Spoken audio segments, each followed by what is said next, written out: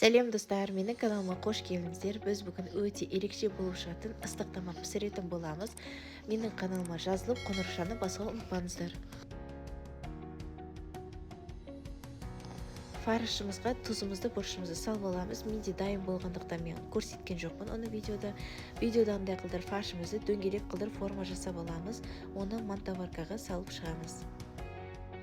Барлығын салып болғаннан кейін 30 минутқа пісіріп аламыз. Пісірілген картоплымыздың үстіне тұзымызды, бұрышымызды салып, пюре қылдырып езіп шығамыз.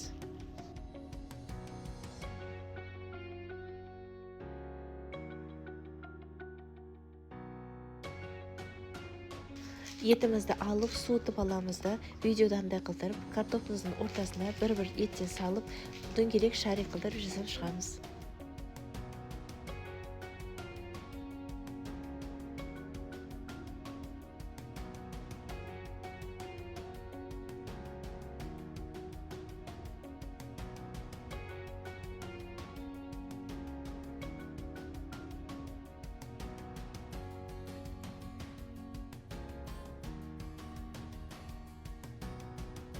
Барлығын жасап болғаннан кейін бірінші ұнымызға, одан кейін жұмыртқамызға аунатып, қызып тұрған майда қызарғанша қуырып аламыз.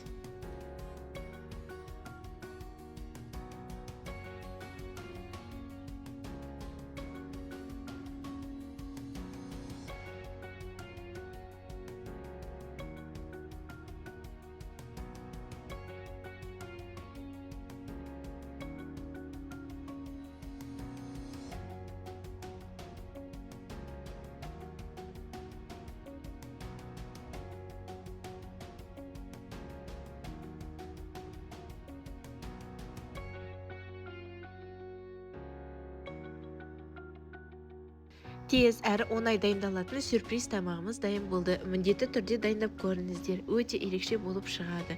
Менің каналыма жазылуға ұмытпаңыздар. Лайк, комментарий күтемін. Рахмет.